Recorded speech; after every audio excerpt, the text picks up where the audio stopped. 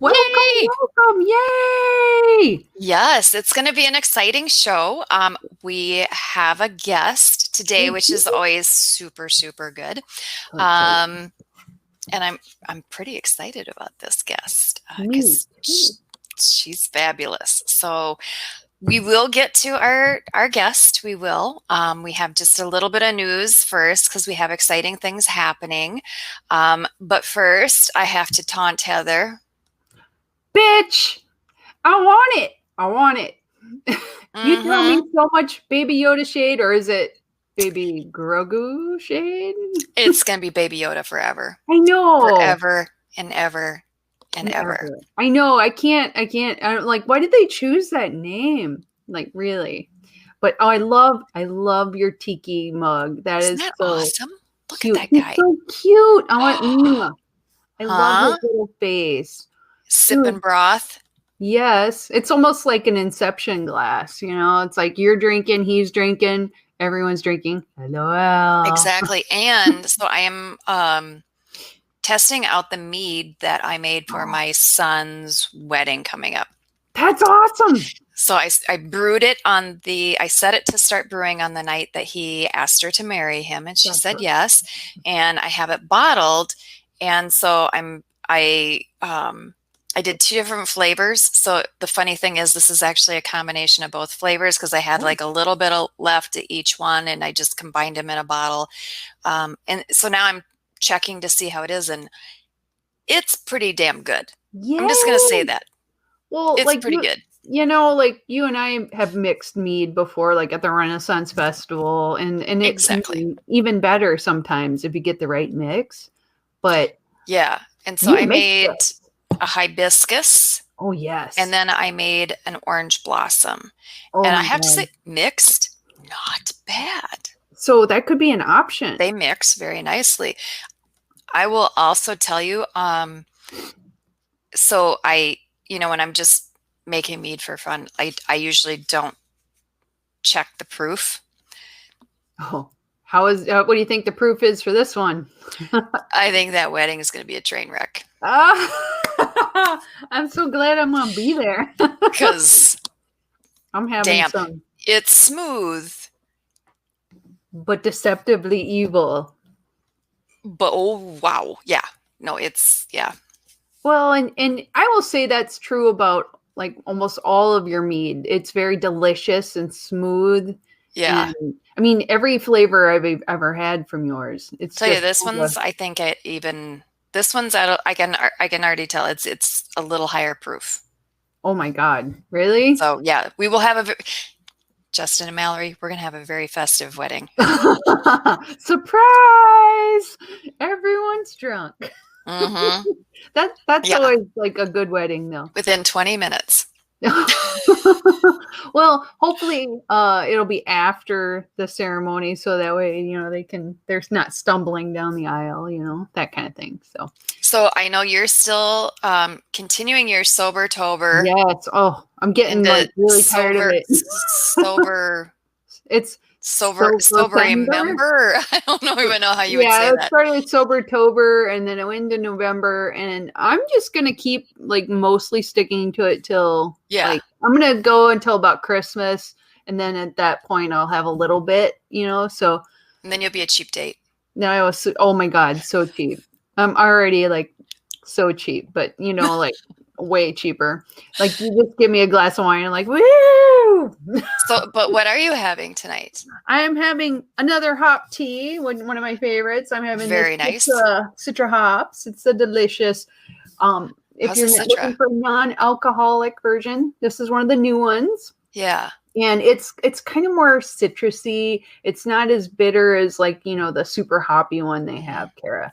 It's a little smoother, more of like a summer. It tastes like a summer beer to me, but like with a tea.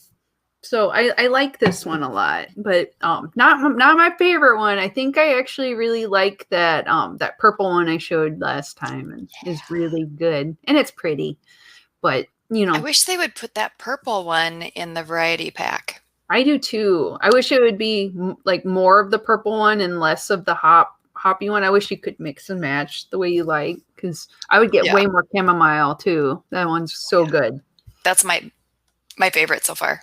Yeah, it's awesome. But so anyway, that's what I'm drinking. And what are you drinking in your lovely? And that you said your mead, and it's a hibiscus and an orange blossom. Yeah, that is awesome. They're mixed. I mean, I think that's like a cocktail then. Yeah, yeah. I meant to do it. I meant to. Yes, I love it. So we have like a chock full show. I'm like, oh my God, yeah. We do have a chock full. So we have news. We have libertarians caught being good. We have a debate question. Oh my God. I love debate. I'm not good at it, but I love it. We have all kinds of stuff tonight. So, and our debate question, so that people can start to think about it, is, are Mandalorians just space libertarians? Heather found that question for tonight. Yes. So we want people to start thinking about that. Yes. Are they? I'm thinking about it right now, because I know I have lots of opinions about this. Yes. I mean, you could say like everything in the Star Wars universe is a parable for everything. So like we could figure this out. I mean, this could be our whole show for the rest of our lives is Star Wars. How does it relate to life? Yeah, we could. Well, let's jump into some news. So one of the big news items was we had the quarterly meeting. And that was mainly focused on the budget. And it was pretty calm. I mean, they came up with a balanced budget. It didn't seem like there was a lot of scrambling or anything like that. The budget that was presented is pretty much what was passed. I mean, it was pretty chill. Nobody threw chairs. I was quite like, wow, this was like way less tense than I thought it would be. Yes. Yes. So that was pretty nice. Probably the most, I guess, controversial thing that came up, probably was the, so there was a thing put forward saying maybe we should have a committee on how to message on COVID, because there hasn't been much messaging from LP National on COVID. They've left that to the states. To the states, right? Mm-hmm. And, part of the rationale was, well, there's different rules in different states, so just leave it to the states to mention it. Others were saying, no, this is an issue that's happening across the country. So, we talk about every other topic, right? I mean, one of the things mentioned was, the LP went on a rampage over low flush toilets. So if we're going to go on a rampage over low flush toilets, why would we not be talking about this issue? Like the biggest issue of the year. Right. Pretty much the only issue that has mattered the entire year. Yeah. And so I have been kind of friending and eavesdropping on Facebook, different doctors and doctors groups and that kind of stuff. And they're researchers and they're health policy experts and social workers and mental health experts and that kind of stuff.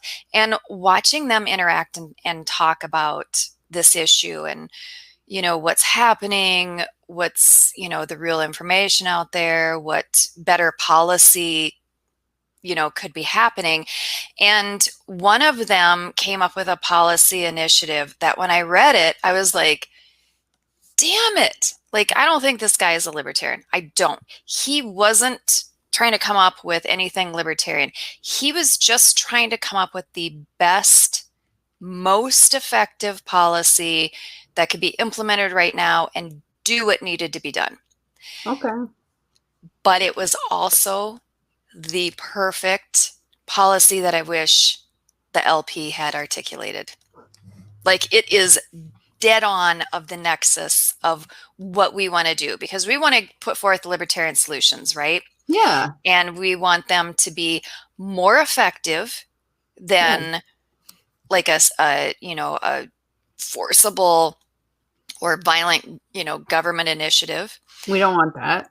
We don't want that. So we want it to be more effective, and we don't want it to be using violence, force, or fraud, right? Yeah. And that's what he came up with. I think I read his thing too, and he was just like, we can't force people because they won't stick with it, Right. Yeah. He's saying, look, this is the reality of this situation. People are divided. So Is that the guy? No. Okay. Although that is kind of interesting. I know. I'm like looking at it I saw his information, and so he was talking about a particular drug that may be promising, but we haven't seen the results and that kind of stuff, but it may be very promising in treatment. So yeah, definitely, Scott. So this is gentleman, Dr. Daniel Golden. And if you're not following him on Facebook, you should be. You absolutely should be. But what he was talking about is, okay, so what can we do right now? And he was saying, look, if we just reduce a transmission rate by 20%, we're doing good. Like, then our hospitals aren't overwhelmed and all that kind of stuff. And we have consensus in the country that we don't want our hospitals overwhelmed, right? That's the point that we have consensus on. So work from there. And he said, draconian measures are failing either because they don't work or because people are ignoring them and because people have had conflicting information. He says, voluntary action eliminates many civil liberties concerns. He talks about achieving buy-in, and then you'll see voluntary compliance, enthusiastic compliance, right? Instead of triggering people into like aggressive, counterproductive behavior.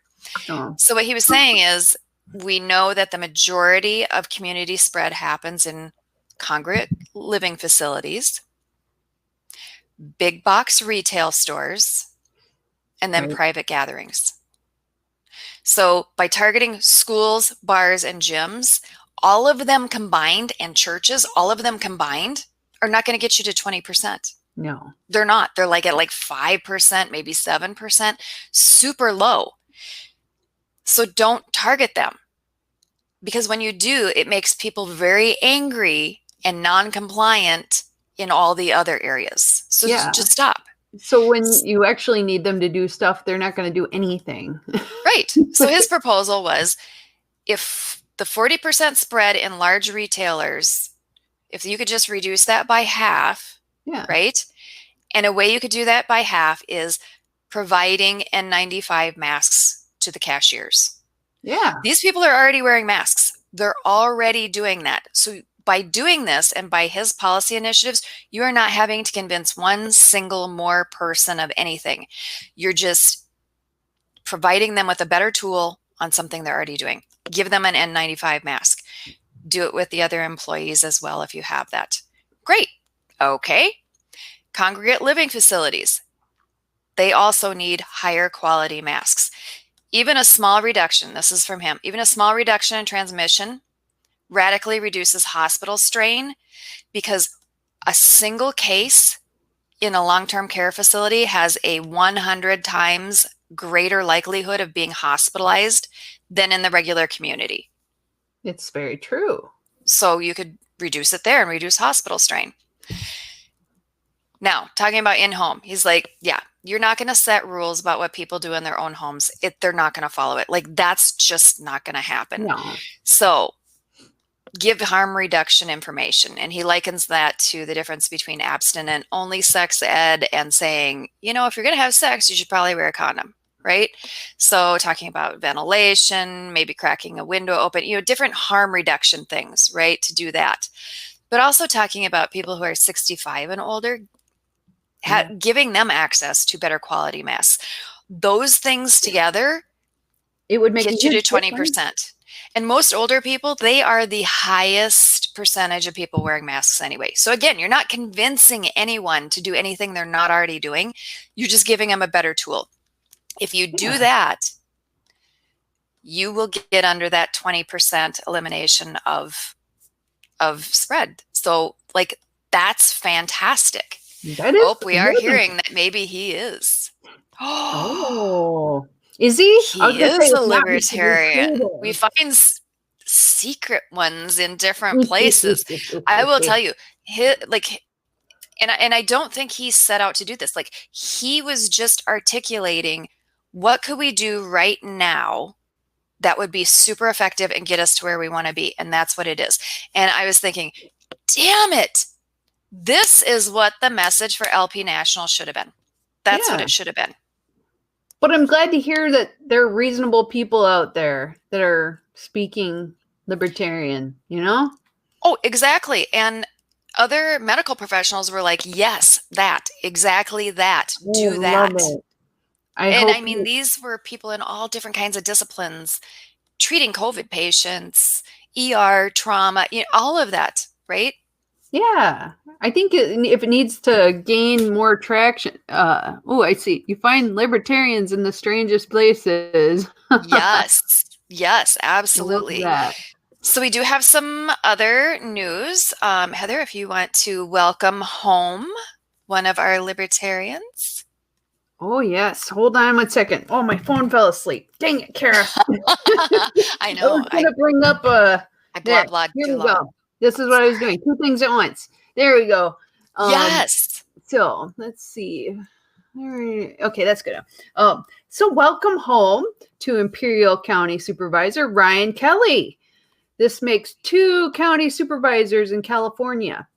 He has been in office since 2012 and won re-election this year. He ran unopposed. He has been a registered libertarian since 1998, but this morning decided to make it official that he is in his seat as a libertarian. Yeah. Population is 181,000. So It looks like he joins Jeff Hewitt, Riverside, California County, as supervisor, and population 2.4 million. That's amazing. So California, powerhouse. Totally. Things are changing majorly. I love it. Love it. I will let you guys in on a secret. I can't give the name yet. Shh. It's a secret. Okay, I won't tell. No one here is going to tell. But I was contacted by a libertarian today.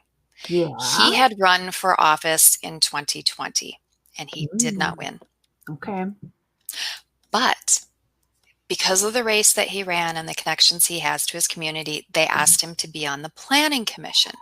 So he's going to be sworn in.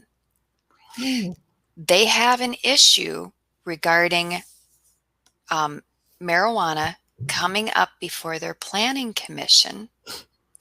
And as of right now, the vote is split 3-3. And when he comes on board, he will be number 4 yes vote to pass it through. God. Okay, so we can't say where. Okay, I'm like, oh my God, where? What? Who? How? I know.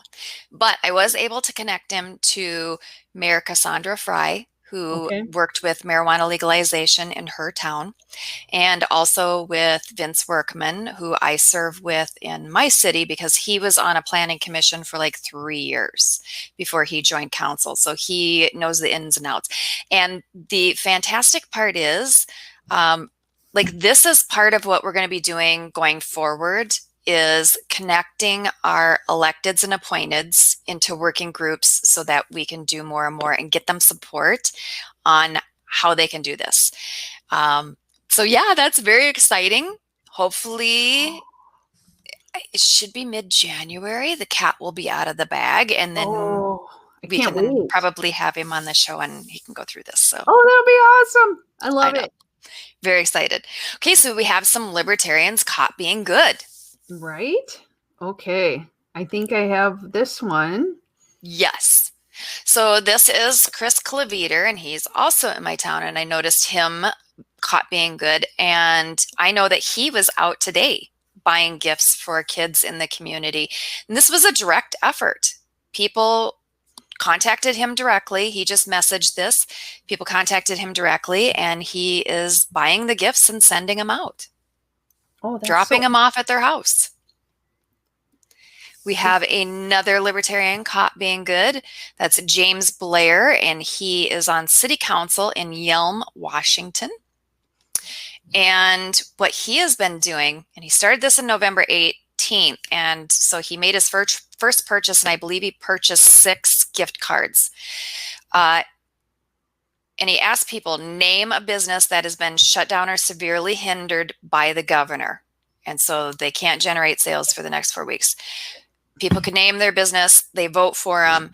And then the 6 with the most votes, he purchased a $100 gift card from each of them and then chucked those gift cards. So it was basically a donation to him. Oh, that's so cool. That is really fantastic. And then the last one, we don't have a shot for that, but that's okay. Oh, I didn't want to do that. Sorry. Is Arkansas's Linnea Gabbard. So she has a project called Arkansas Farmers for the People. And that project connects thousands of individual Arkansas people to local farms for the purpose of them being able to directly purchase from the farmer, right? So that the farmer is getting all of the money. And again, this is a voluntary action, encouraging mutually beneficial exchange. And there are, I think there's 8,000 members in there. And she's got a, nice spreadsheet of, the farms, what they offer, how to contact them. And then people can just look that up and, make their purchase with a local vendor. We need to do that in Minnesota. I mean, we have so many farms. This could be awesome. I saw that and I was jealous. I'm super jealous. I want all you states do this. Everybody. So I blah-blahed a little long, and I'm sorry, but we have one last libertarian caught being good, and she is caught being good every damn day. She really is fabulous. Jennifer Moore is currently, she's the Eastern Vice Chair for Pennsylvania. She has been doing amazing frickin' work. So bring her on board because we're going to chat with her about her work. And we're also going to chat with her because she's going to be running for chair of Pennsylvania. Awesome. Welcome. Hi. Thanks for having me, guys. Yay. Absolutely. I wanted to let you guys know that Daniel Golden, as well as his wife, Nicole, are libertarians in Pennsylvania. They're both LPPA members. I got to tell you, that man is freaking fantastic. Yeah. Since the beginning, he's been putting out great stuff. Every day. Like every day in a very dispassionate way, putting what the latest information and studies are and then putting them into layman's terms so that anyone can understand them. And he puts them into context. Yeah. Like, what is the context? And then allows you to have that information and draw your conclusions and that kind of stuff. My God, I wish he was in place instead of Fauci. Holy cow. Oh. The man is brilliant. He really certainly is.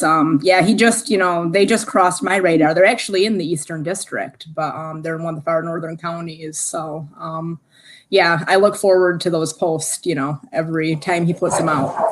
Yeah, he's truly amazing. So, and Pennsylvania's got it going on. Yeah, we have a lot going on right now. And I hear pets going on. Pets and kids. Sorry.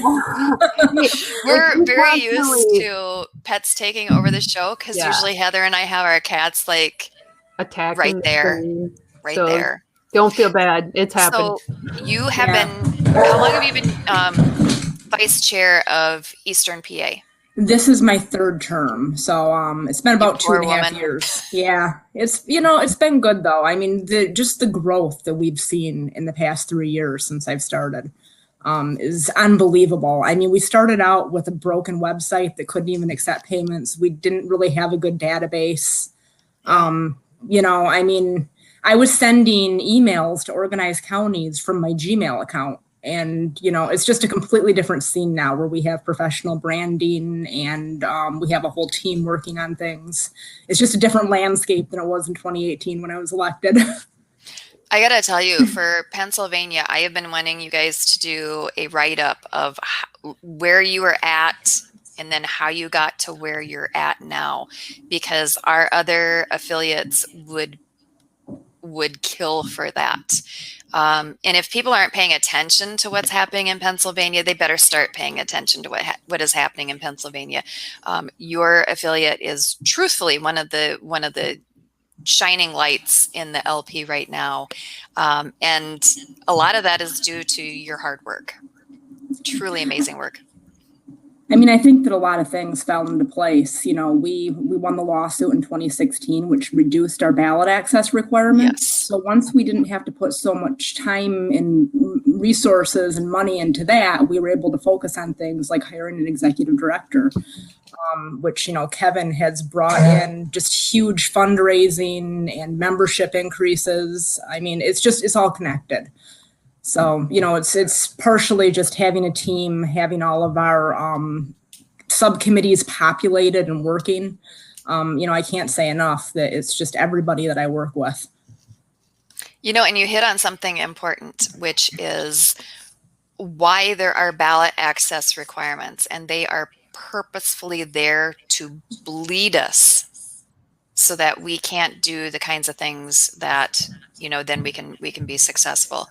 So that first step, you got those requirements reduced, and now you're able to have more of your time, energy, all that kind of stuff, focused in productive ways. And then it kind of snowballs from there. So what are some of the other things that have changed in the last, like, even 2 years of accomplishments for your affiliate? I mean, we've had a huge, like 400 or 500% increase in fundraising. You know, we went from something like 100 members up to 600. Just in 2019, we elected 47 libertarians in the state. You did. And I'm hoping that we can triple that going into next year into our municipal. You know, this year we really hit the ground running, and without COVID, we had a great strategy. We were already recruiting we would have run a lot of candidates for a lot of offices, but unfortunately we had to kind of pull everything back to our most important offices. We've regained minor party status just this year in 2020, you know, which is a big deal for us because there's a lot of benefits that come with that.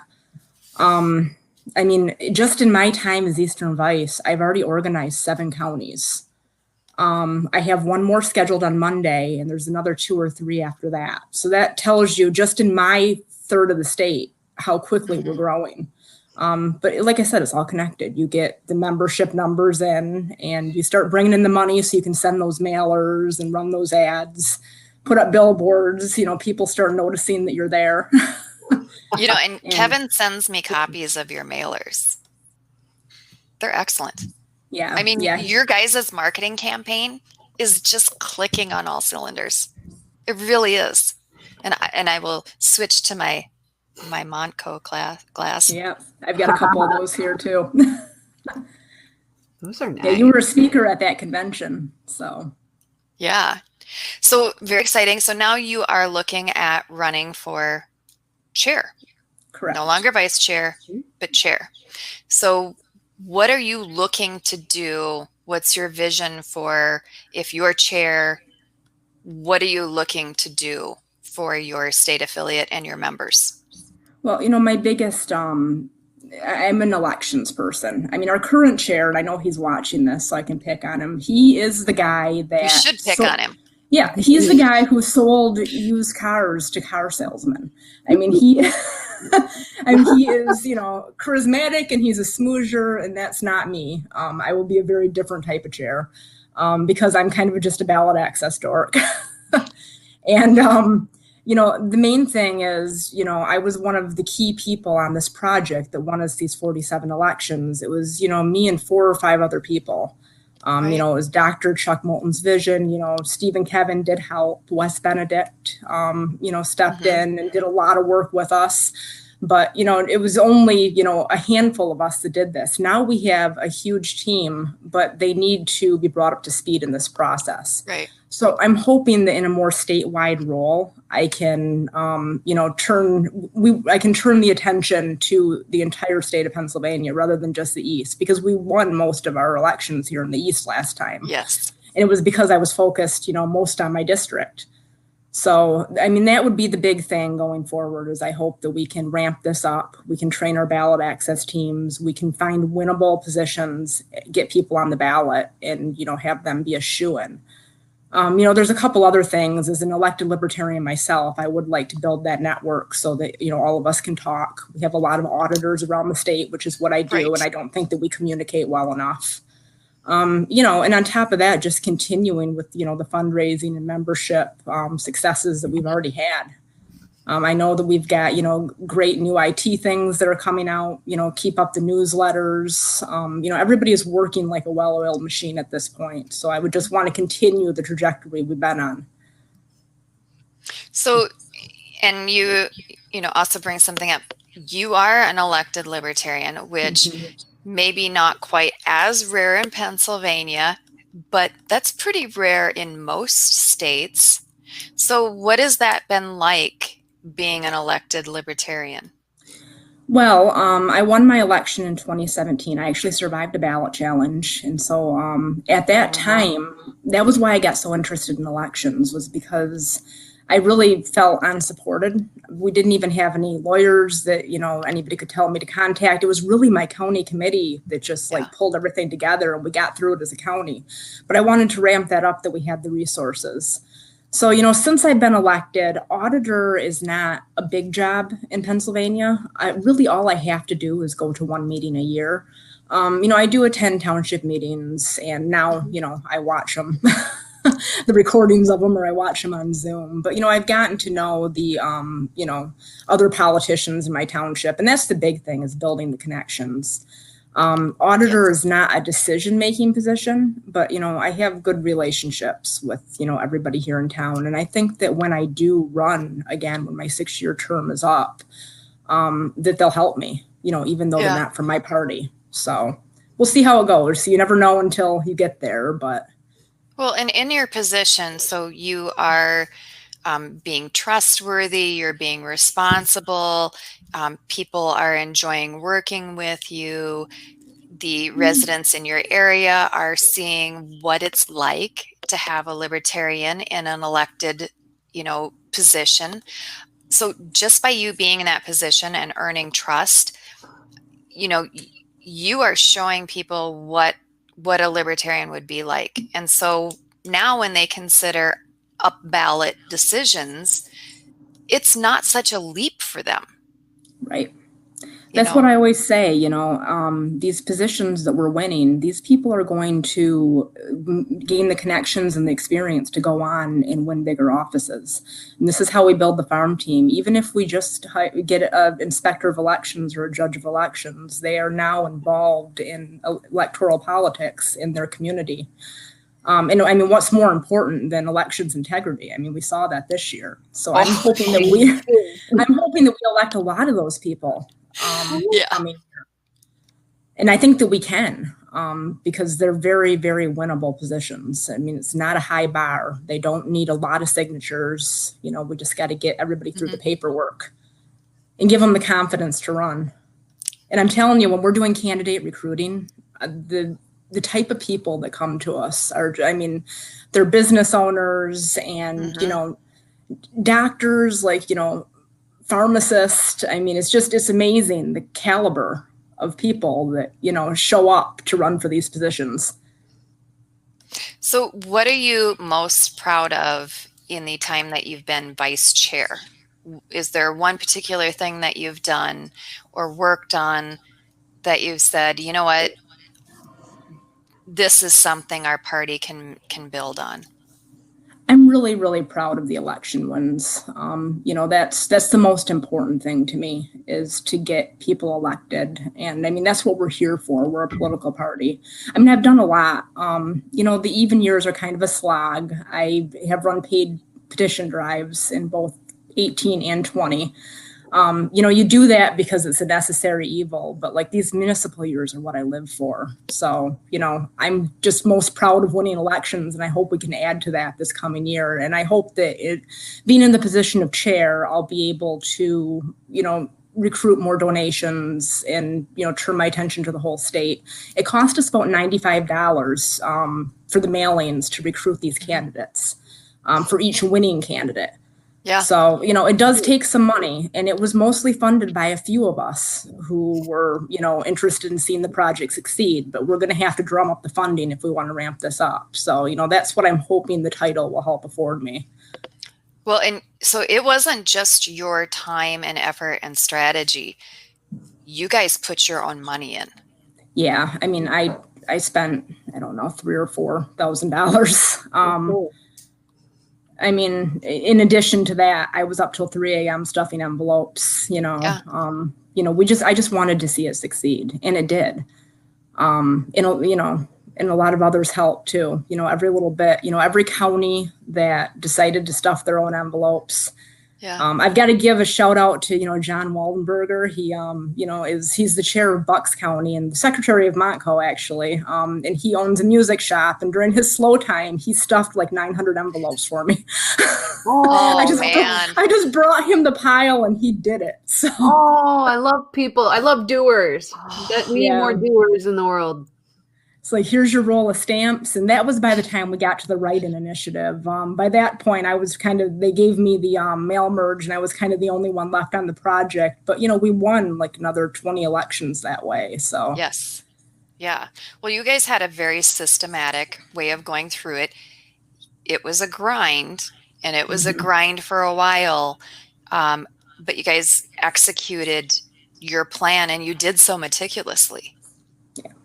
We learned some lessons too. Like, I don't think that we would spend money to recruit for libertarian tax collectors anymore because it doesn't make sense. I mean, we just found the type of people that approached us for a tax collector position were not necessarily the type of people we wanted representing the party. Now, that being said, we do have a libertarian tax collector who is elected in Shippensburg. His name is Stephen Bernays. He's the previous secretary of the state party. And he actually ran so that he could resign and, you know, not have someone get that pay and take it from his community. That is the most libertarian thing ever. I was going to say, what does the libertarian tax collector do? They come up and go, taxation is theft. And then they run away. So, you know, I'm not opposed to libertarian tax collectors, but I don't think that I would want a cold call recruit for them. Right. That I can understand. I can definitely understand it. So when is your convention? And if people want to assist you in your race for chair, how would they do so? Well, our convention, the date is not set yet. Okay. We will be actually taking bids at our December meeting. And that will, you know, help us set the date and time. It's kind of tough right now because venues are hesitant about, you know, having a big convention there with a couple hundred people. It will be sometime in March or, you know, maybe very early April, probably. So it'll just depend on, you know, the venue and what weekend works best for them. And, you know, to assist, if you are a dues paying member of the LPPA and you're a registered libertarian, you know, just show up and, you know, vote for the best candidate. That's fantastic. We do have a 6 month rule, but, you know, so, you know, sign up now. You can, LPPA.org. You can go get your membership. It's $20. Fantastic. Well, we really appreciate you being on. Again, people, check out what Pennsylvania is doing. Jen has done a fantastic job, and she, you know, has a record over the past, you know, 2.5, 3 years. Really good as a candidate. So check her out, see how it is, and then who knows, might see you in Pennsylvania. Thank you, guys. You bet. Thanks for coming on. Yep. Thank you. Awesome. Right? Like, so great. I know. See, that's what I mean about she is caught being good every damn day. I love that. I know. That's something that all libertarians can, like, hope to be, you know, get a little bit better, understand the process, do grassroots, and grow from there, you know? Yeah, and do so in a sustainable, organized manner. Yes. That's the hard part is, like, a lot of times you get two kinds of people. You have the ones that, you know, they're like, oh, I have big ideas, but they can't do it. Right. And then you have, like, great ideas, but they don't want to work with other people. So someone like Jennifer is the total package, you know, like everything. We need more of her. Yes. Yes, and then, absolutely. yeah, Yay! Yes. So She is. I am That really is. happy. There's so many good people in the Libertarian Party. It's kind of like it wows me every time. We have a lot of superstars. We do. really do. I think we're kind of lucky. Yeah, It's we are. awesome. And they're also decent human beings. I like that. I don't like being around non-decent people, so this is kind of why I chose to be here. Exactly. So we do have some regular news, and just how Jennifer was talking about how it is difficult to plan a convention because venues aren't sure if they'll be open or not open or all that kind of stuff. We're experiencing the same thing in Minnesota that a lot of states are experiencing, and that is executive orders that are shutting everything down, right? Yes. And so we have that in Minnesota. So that's our governor Waltz. And so he put out Executive Order 99. I love this so hard. And so and that was November 18th, and it was just supposed to be 4 weeks, but we all know that's a lie. That's a lie. Yeah. It's forever. And so what it did is it closed all bars and restaurants again. They can only do takeout. Closed gyms, period, and health clubs and that kind of stuff. So, really clamped down on things. Also did weird things like it's now illegal to talk to your friend in your yard. In your own yard? In your own yard. Like if you were in your own yard, you could face 90 days in jail or $1,000 fine. Or say you have a friend come into your house. Same deal. I mean, just crazy. So crazy pants crap going on. Now, many of these restaurants, they have no money at this point, right? They have no money. They are struggling to hang on. They incurred extra costs, many of them taking on extra loans to pay for the cost of compliance with the previous executive orders so that they could remain open. And then they were shut down with no notice, right? Right. Okay. So one of our restaurants, and this is in a little town, Lind, Minnesota, about just under 500 people, said, nope, we are staying open. And so it is Haven's Garden. And if you've been to little towns, you know that these restaurants, they aren't just restaurants and bars. They are really like the community hall, right? They're the heart of a community. And so she said, absolutely not. And it's Larvita Mcfarquhar, and I hope I get her last name correct. She said, no, I am not shutting down. It is not happening, right? Yeah. Okay. So first, she was contacted by the county sheriff's office and said, hey, do you know about the governor's order? And she was like, yeah, I do. And he said, well, you could face fines or jail time if you stay open. And she said, yeah, I'm staying open anyway. And then he said, well, I'll arrest your DJ or your employees. And she stayed open. And she became absolutely 100% defiant because she said, look, I don't have a choice at this point. I have nothing left to lose. Nothing. Yeah. So then on November 23rd, our Attorney General sent a letter and said, look, you got to close or we're going to take action against you. And so she said, I'm staying open. I am not closing. Okay. And, she also thanked people who were supporting her. One of the groups supporting her is Action for Liberty. And our friend, Jake Duesenberg, heads that organization. She thanked him for supporting her. And people have come out all over and supporting her. And this has been in national news. November 25th, she got a nasty gram from the county saying, we're going to revoke your license. And then on December 2nd, they did revoke her license. Still, she refused to close. Still refused to close. Today she got a notice, and the county health board voted to restore her licenses. Yeah. So that's what she received today. That's so freaking cool. They met, they did a vote, they gave her her license back. How cool is that? How cool is that? And I'll tell you, that is someone who hung tough. I mean, We have she really, really, really, really hung tough.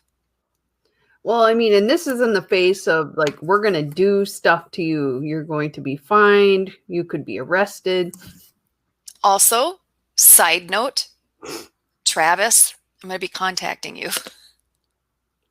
Oh. You and I are going to have a talk. I'm on a mission. We're going to have a talk.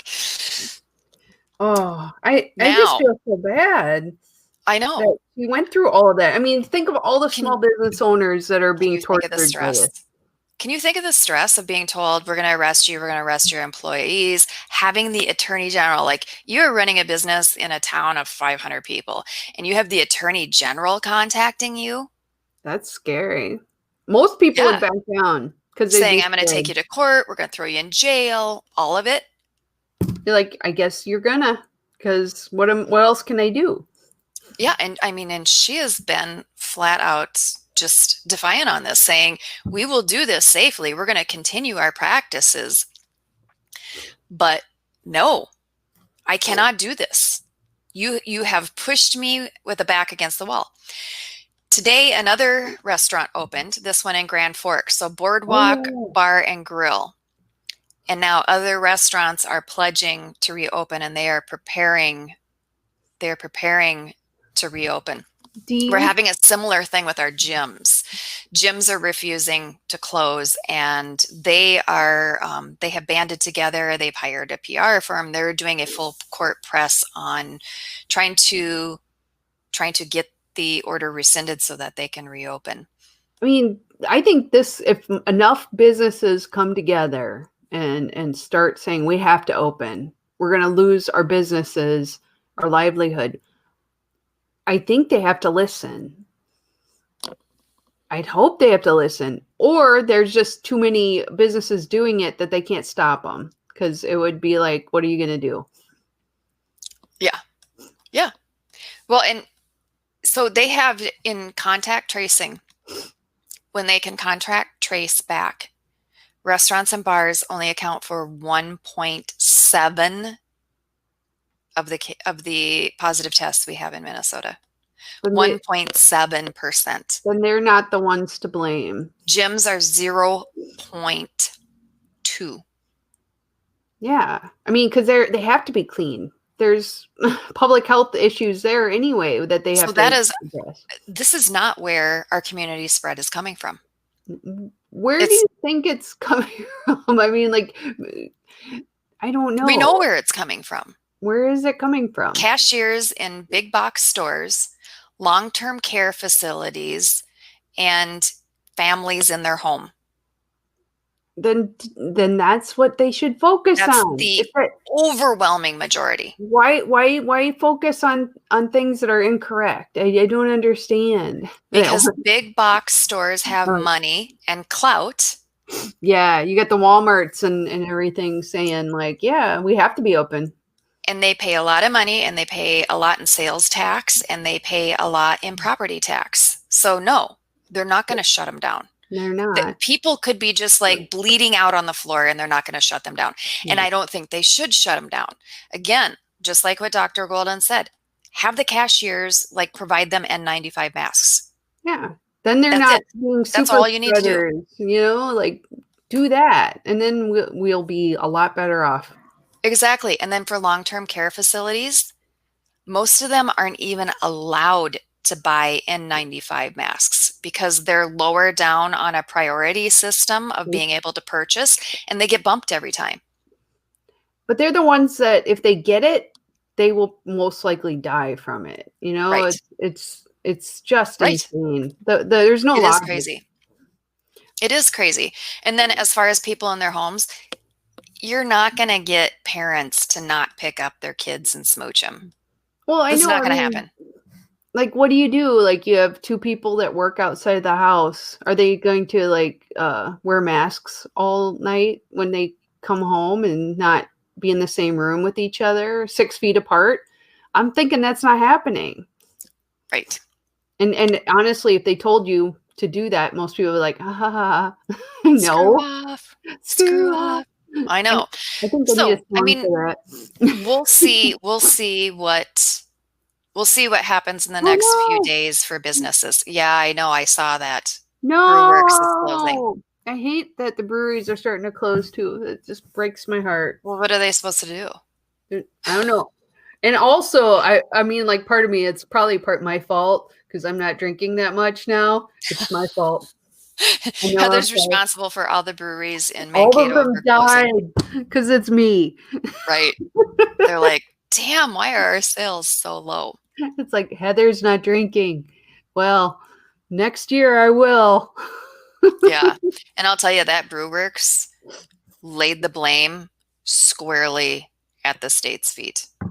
They're like, because of these lockdowns, we are done. This has put us out of business. And I think businesses are going to get more blunt that way, and they're going to have to. They have to. Now, for our debate question. Okay, I'm going to get set up. Okay. Here we go.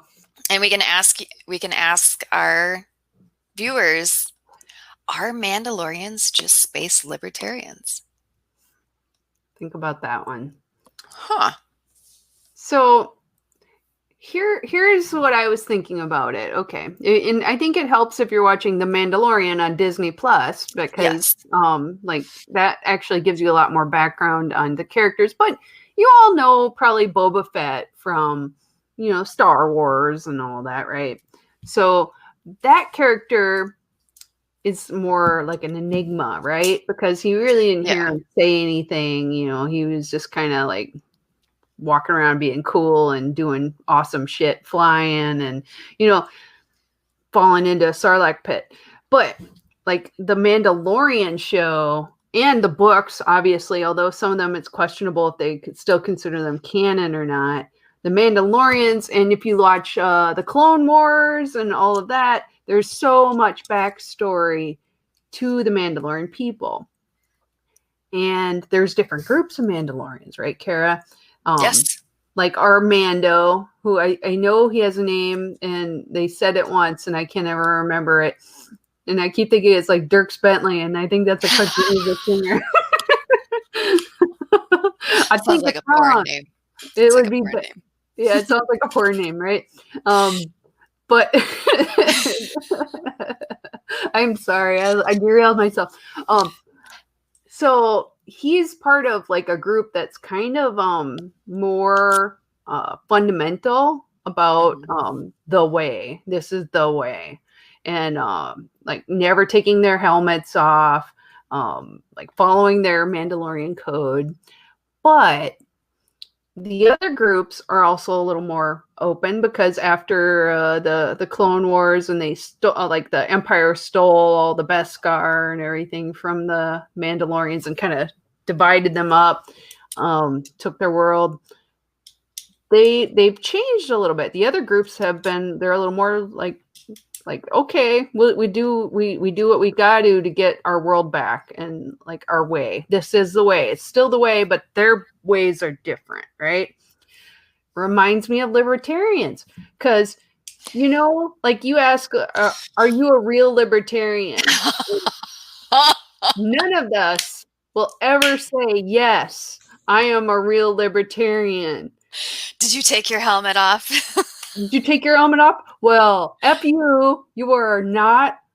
I'm a Mandalorian. Wait, libertarian. Yes. No, I know, right? So I was thinking about that, going, maybe they are. Maybe they are space libertarians, because none of them can agree on what a real Mandalorian is, Well, and I think at some level, libertarians are identifying with Mandalorians, because if you go on any libertarian thread and someone says something or that they're doing or whatever, and people are agreeing with it, everyone is commenting, this is the way, this is the way, right? Yeah, this is the way. Oh, and here Amber said this. This is good. Yeah. Guns are my religion and seem to believe in freedom of religion, but he captures people and returns them for a bounty. Well, that's his job. I mean, like, you He's think. definitely not on board with the nap. Yeah. Well, yeah. So non-aggression principle. Mandalorians are totally aggression. Yeah. However, I would say in the Star Wars universe, even the Jedi are kind of aggression, like if they see Jedi are evil. They kind of are. Okay, here's my thought, and Jedi it's are been evil. telling me for a long time, is I love the Jedi. However, they steal children and take them from a very young age and train them and abuse them. And Emotionally abuse them. Emotionally abuse them so they can never have a normal relationship with another human being. It doesn't seem like they're so cool. They also don't seem to have a problem with slavery. They don't. And then, okay, there's a character where they're saying they can't get married, except there's one character in the comics that he was the last of his kind. So they're like, okay, well, you can go get married and have multiple wives. So I'm like, what? How flexible is this religion? Usually most religions are like, yeah. It's like, well, can I just do this sin a little bit? And you're like, yeah, I guess. So on that note, like, maybe they are. Yes, Jedi are religious fanatics. Yes, they are. And I'd say Sith are too, but in a different way. I think they're almost like just like the same. That's why I'm like, oh, one's good and one's evil. Like, really? You guys seem like the same to me. Like, one just works better with the military. You're like, one works with diplomats, one works with the military. I think you guys are the same. Like, you should work together and get along. And it's like, it's the force. Don't you think like it's all one force? When you're like, no, it's only one half of it. Okay. So, I mean, the Mandalorians don't get all involved in that bullshit. They're kind of like, they're doing their own thing. I think it reminds me of Viking culture more than anything. Like, the Mandalorians are like community. They are community focused. And I think they're, I'm not really very sure about if their view of afterlife. I would have to read more about it, but I do have this feeling that it's something like a warrior code. So if you have a noble death, they're cool with it. It seems like if you get bested, even if like the Mandalorians get defeated, they're kind of like, well, you were a better warrior. Okay. Like, they're not like holding grudges, like, Well, and their clans are kind of like state affiliates. Yes. Oh my God. So, okay. So are we going to say, like, I know we're running out of time already. I could talk about this for another hour, Kara. I know. Do you think Mandalorians are kind of space libertarians? Well, maybe. So we have had some people weigh in on this. Maybe we should have people on our Sweet Subversives page tell us why they think Mandalorians are or are not space libertarians. Exactly. I mean, that's your assignment, like, think about this. And Heather works for a college, so she can give assignments out. I can. I did. I just officially did. You've been assigned. You've been assigned. Also, it's a good assignment because, if we all kind of come to a consensus that Mandalorians are space libertarians, then I'm going to start dressing like a freaking clan of libertarians. Although we should not call it clans, but people might get the wrong idea. As long as it's not spelled with a K. It's not spelled with a K, it's a C, okay?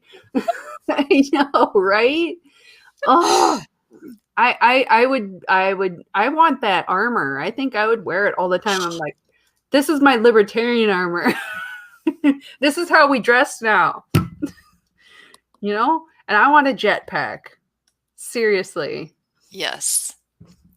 Oh, okay. Here's one. Because of the nap, they're not. But then Yep. I know. Although they do seem to be kind of anti-government. They're anti-government. I know. It's just like if they were more like I don't know, like the monk warriors, where they're like, I won't fight unless provoked, then it would be perfect. But because, like, you know, they have bounty hunters, I mean, that makes it kind of morally ambiguous. But, you know, although have you ever gotten a group of libertarians together? They may not fight with fists, but they're sure going at it with words. Right? Oh man, yeah, there's some aggression principle going on there. Oh man, Amber and me, we're gonna be flying around with our jetpacks. It's gonna be glorious. I totally want to make a Mandalorian outfit now. I think that would be super fun. This is the way. This is the way, Kara. Oh, can I wear Beskar if I'm a librarian? They can wear whatever they want. I think so. I think that would be a great character, a Mandalorian librarian. This is the Dewey Decimal. Well, that's probably their lore keeper. Yes, right. I mean, you have somebody who keeps track of the histories of the families, and you know when Boba Fett did his thing to show his family stuff. Yes, that's gonna live somewhere too. You know, like so you can see where the family ties. Okay. I just wrote this book in my head. There's a librarian, a libertarian librarian Mandalorian. Oh God. So write your opinions in the comments, and then I will comment throughout the week and tell you why you're wrong or right. And someday Kara and I will be dressed as Star Wars on the show. Probably for the next Star Wars Day. Ooh, so yeah. That'll be awesome. We could do I love this.